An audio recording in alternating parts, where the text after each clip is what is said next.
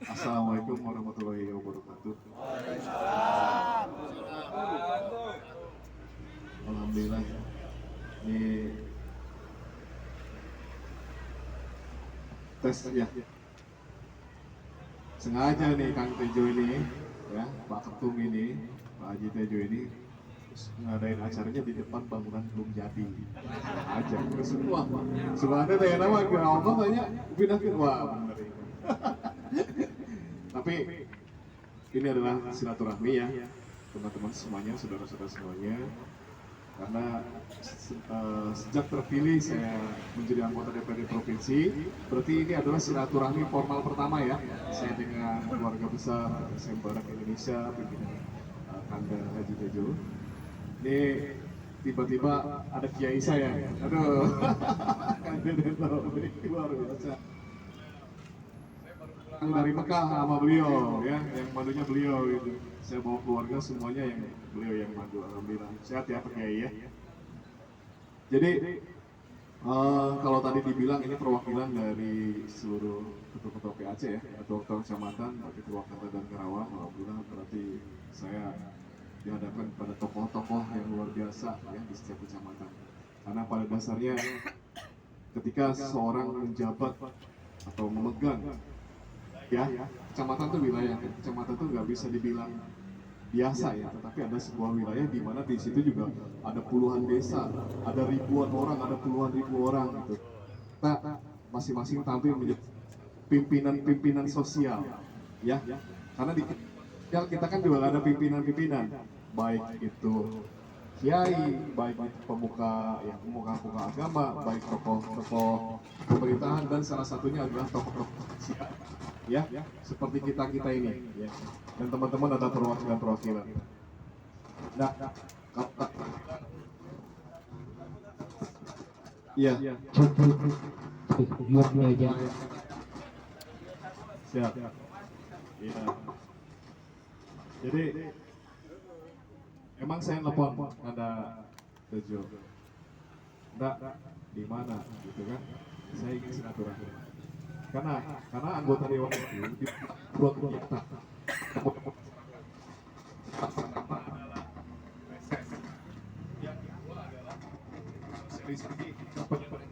penyebar luasan perda ya kayak gitu. Nah, hari ini adalah penyebar luasan peraturan daerah. Sembari saya ingin menjelaskan kepada teman-teman, karena ternyata emang harus banyak yang dijelaskan ya fungsi dari legislatif itu. Hadirnya saya hari ini adalah salah satu fungsi dari legislatif.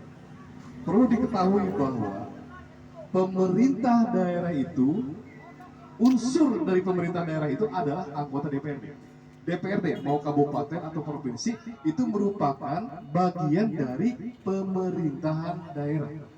Jadi apapun permasalahan, apapun kebijakan pemerintah daerah mau kabupaten atau provinsi, anggota dewan harus dilibatkan. Bukan ingin dilibatkan, nggak ada. Masa anggota dewan ingin dilibatkan? Ya harus dilibatkan. Karena apa? Karena anggota dewan atau DPRD itu merupakan bagian dari pemerintahan daerah. Itu sesuai dengan undang-undang. Jadi lembaga DPR itu bagian dari pemerintahan daerah, gitu kan? Nah, ketika bicara ya Jawa Barat, banyaklah yang ngomong nggak bahas Jawa Barat, mau sampai katanya. Ya. Tapi yang pasti ini adalah silaturahmi. Emang. Tapi ini adalah silaturahmi di mana saya merasa karena kedekatan personal dengan ketua umum, ya saya merasa bahwa saya merupakan bagian dari keluarga besar LSM Barak Indonesia. Ketika saya sudah jadi juga, saya harus bertemu. Pertama apa? Saya ingin mengucapkan terima kasih ya, hatur nuhun ke saudara-saudara. Alhamdulillah, Abi terpilih menjadi anggota DPRD Provinsi Jawa Barat perwakilan Karawang Purwakarta. Karena waktu ulang tahun saya hadir. Adapun masalah hibah, ya saya emang ada hibah. Ya kan, insya Allah udah komunikasi, bener yang menguruskan ke saya mau tenis, saya no penting berkas-berkasnya siap. Ya kan?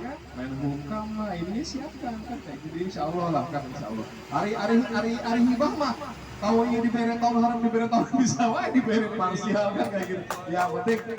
Yang penting ada lah ya, istilahnya ada upaya dari saya tidak melupakan keluarga besar Barak Indonesia karena yang ngabangun yang sok orang floating anggaran mudah-mudahan ngadoa sing dikabul ku provinsi Jawa Barat.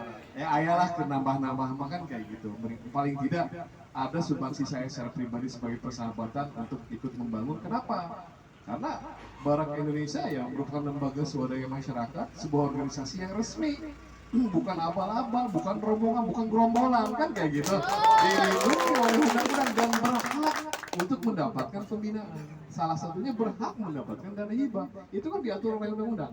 Lain ujung-ujung beda lamun. Ya coba orang arek hajat, ya saya nyumbang ke beli aqua mah itu bedanya. Tapi adalah hibah itu adalah uang yang udah terfloating anggarannya di pemerintah Provinsi Jawa Barat yang bisa kita salurkan mau ke pesantren, ya kan? Mau ke organisasi sosial, mau ke sekolah atau apa itu ada bentuknya. Nanti teknisnya ada lah.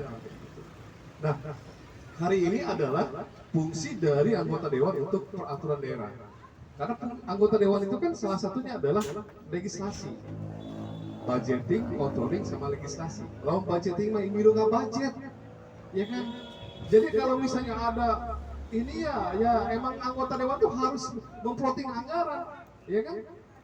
Misalnya nggak bangun jalan ini jalan provinsi ini berapa miliar, mesti kita bangun misalnya, ya itu anggota dewan harus ikut menentukan di situ, ikut ngobrol dengan dinas bina marga dan lain-lain, plotting anggaran ketok palu di paripurna. Karena duit turun. Emang begitu mekanismenya. Aturan mainnya seperti itu. Apapun bentuknya dana yang turun dari pemerintah daerah, mau kabupaten mau provinsi itu atas persetujuan anggota dewan. Sistem negaranya mengatur seperti itu, ya. Jadi harus dipahami. Kalau anggota dewan kritis, ya emang harus mengkritisi, ya kan? Kalau coba lamun anggota dewan icing, itu kritis kita anggota dewan udah enak kan. Lamun kritis, eta anggota dewan bisa ngomong, ngoceh, emang kudu kumaha kan kayak gitu. Jadi emang banyak sekali multitafsir sekarang yang emang harus kita luruskan. Ya kan, kita sepakat kita ngebangun Jawa Barat, kita ngebangun Indonesia, Jawa Barat, khususnya Karawang, Purwakarta sebagai dapil kita ya kita bangun banyak PR kan, banyak sekali PR dari masalah infrastruktur, masalah sampah, masalah lingkungan hidup, banyak sekali kan gitu. Jadi dapat kita sama-sama lah, ya kan. Saya juga masih beberapa bulan jadi anggota DPRD Provinsi Jawa Barat, banyak yang mesti dipelajari juga. Ya, nah terkait tadi aspirasi, mangga. Walaupun misalnya saya ini bicara peraturan daerah, tapi kalau ada yang mau menyampaikan aspirasi, saya punya staf praksi sampaikan. Misalnya Ruti Lahu, ya kan, rumah tidak layak huni karena ayah anggota misalnya rumahnya kurang berenang atau apa, sampaikan. Sok nanti kita akomodir, ya kan, ada dana-dana untuk membangun Ruti Lahu kan kayak gitu. Atau misalnya jalan di daerahnya kurang bagus atau punya yayasan atau di daerahnya sekolahnya misalnya rusak, perlu disupport untuk ruangan kelas baru gitu kan. Nah di sini fungsinya kemitraan kita, ya kan. Teman-teman kalau merasa mengakui ingin ngebangun sebuah daerah, ayo bangun daerahnya. Oke, saya kan dibawa ke dewan saya kan gitu, sederhana. Uangnya uang sama uang kita juga, uang rakyat kan, ya kan. Jadi fungsi sosial kontrol itu jangan selalu disalahartikan.